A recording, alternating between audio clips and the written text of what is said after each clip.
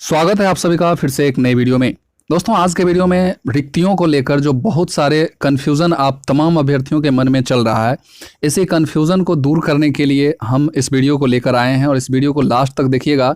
आपका जितना भी डाउट है इन रिक्तियों को लेकर, 0-0 वाला जो रिक्तियां आप देख रहे हैं, यूआर का 0, बीसी यानी कि मेल कैंडिडेट जो हैं उनकी रिक्तियाँ 0 दिखाई जा रही है।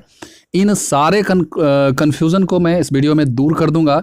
आप लोग निश्चित तौर पे इस वीडियो को लास्ट तक देखिएगा और यकीन मानिए कि आपका सारा जो कन्फ्यूज़न है इस वीडियो को देखने के बाद दूर हो जाएगा। ये जो लेटर है या कह सकते हैं रिक्तियों का जो गणना करके जो ये प्रपत्र तैयार किया गया है, यह प्रपत्र जिला समस्तीपुर का है, हसनपुर का है। और ऐसे ही अगर किसी और प्रखंड में भी अगर आप 0 वगैरह ऐसे रिक्तियां देख रहे हैं तो बिल्कुल आपको कन्फ्यूज़न होने की ज़रूरत नहीं है। आप जो है इस कन्फ्यूज़न को दूर कर लीजिए इस वीडियो को देखकर। चलिए मैं एक एक पहलू पे नज़र डालता हूं और इससे आपके कन्फ्यूज़न को दूर करता हूं।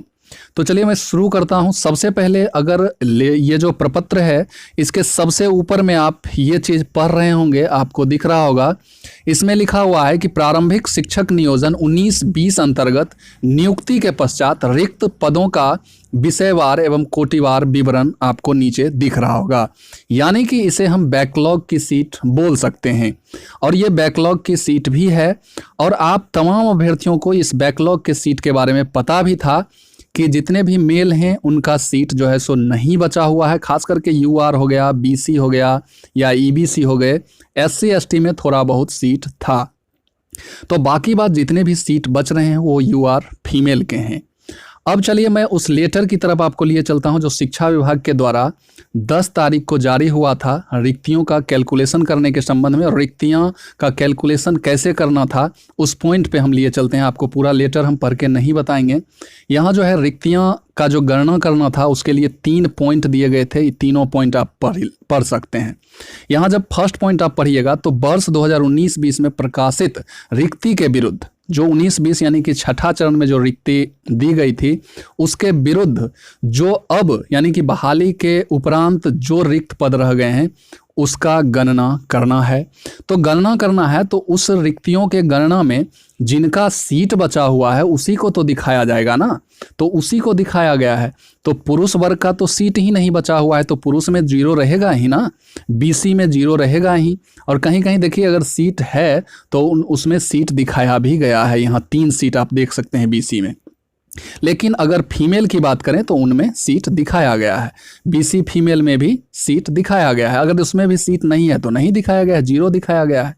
अब बात आती है कि अगर ये 0 रिक्तियां रहेगी तो फिर पुरुष वर्ग की बहाली कैसे होगी, पुरुषों को जॉब कैसे लगेगी, इस पर भी मैं चर्चा करूंगा। आप बने रहिए।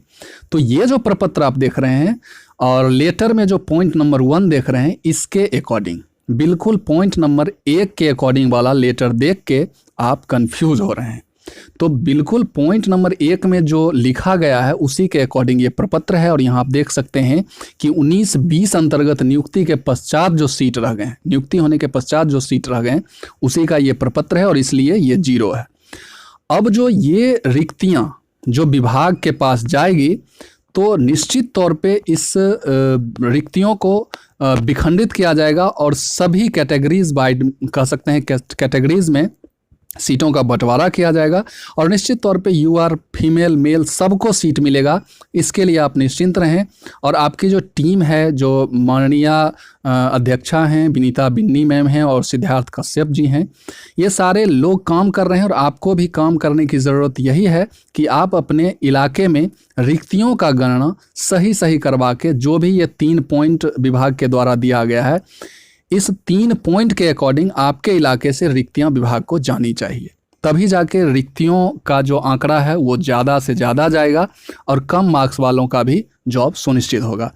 तो ये जो 0 वाला जो आप देख रहे हैं ये निश्चित तौर पे पॉइंट नंबर 1 को फॉलो करते हुए प्रपत्र तैयार किया गया है। और पॉइंट नंबर 1 में आप देखिएगा तो यहाँ कहा जा रहा है कि वर्ष 2019-20 में प्रकाशित रिक्ति के विरुद्ध जो छठा चरण में जो रिक्ति गया था तो नियुक्ति के पश्चात जो रिक्ति बच रही है उसको भेजना है।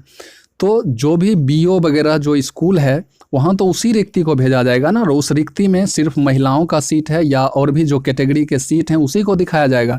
जिस कैटेगरी में सीट नहीं बचे हैं छठे चरण बहाली के उपरांत उसको तो 0 ही दिखाया जाएगा। लेकिन निश्चित तौर पे इस सारे सीट जो 0 दिखाए जा रहे हैं या जिसमें सीट दिखाए जा रहे हैं उन सारे सीट को मर्ज करके एक जगह किया जाएगा और विखंडित करके कैटेगरी वाइज उसको बांटा जाएगा। इसके लिए आप निश्चिंत रहें और ये 0 सीट को देख के आपको कन्फ्यूज़न नहीं होना है। तो ये एक प्रपत्र हो गया। ये जैसे एक प्रपत्र हो गया, पॉइंट नंबर 1 को फॉलो करते हुए यहाँ आप पढ़ भी सकते हैं ऊपर में। ऐसे ही और भी रिक्तियाँ जानी है पॉइंट 2 को फॉलो करते हुए और पॉइंट 3 को फॉलो करते हुए। इस प्रकार से कह सकते हैं 3 तरह से रिक्तियाँ विभाग को जाएगी और तीनों रिक्तियाँ एक जगह मर्ज करके फिर इसको जो है सो कैटेगरी वाइज यानी कि रोस्टराइज किया जाएगा। तो आई होप ये आप समझ गए होंगे कि ये पॉइंट नंबर 2 में, पॉइंट नंबर 1 तो आप देख ही लिए कि 0 आपको दिखा रहा है, क्यों दिखा रहा है और उसको विखंडित भी किया जाएगा। ये सारी बात मैंने आपको बता दिया। पॉइंट नंबर 2 में जो कह रहा है 31 मार्च 2022 तक मान लीजिए अगर सेवानिवृत्त हुए, त्याग पत्र दे दिए या सेवा मुक्ति के कारण या कोई भी अन्य कारण से अगर रिक्तियां हुई है तो इसका भी ब्यौरा विभाग को जाएगा। और ये काम आप तमाम अभ्यर्थियों का भी बनता है कि इस पॉइंट को फॉलो करते हुए अपने एरिया से रिक्ति भिजवाने का काम करें। तीसरे पॉइंट में कहा जा रहा है कि छात्र शिक्षक का जो अनुपात होना चाहिए 30:1 होना चाहिए या 40:1, तो इस रेशियो में भी आपके इलाके से रिक्ति जानी चाहिए। तो 3 टर्म में रिक्तियाँ विभाग को जाएगी और तीनों टर्म में जब रिक्तियाँ विभाग को अवेलेबल हो जाएगी तो उसे एक जगह मर्ज करके फिर रोस्टराइज किया जाएगा कैटेगरी वाइज।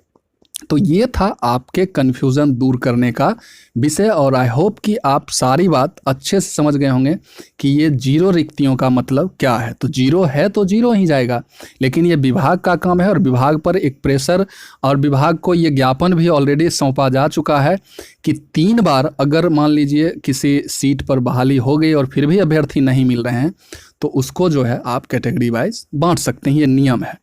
तो इस रिक्तियों से घबराना नहीं है, इसको विखंडित किया जाएगा और विखंडित करके सभी कैटेगरी को जिनको जो मतलब कह सकते हैं कि उनका जो भी हिस्सा है या भाग है उनको वो रिक्तियाँ मिलेगी। तो इसलिए आप लोगों को अपना कन्फ्यूज़न दूर कर लेना चाहिए।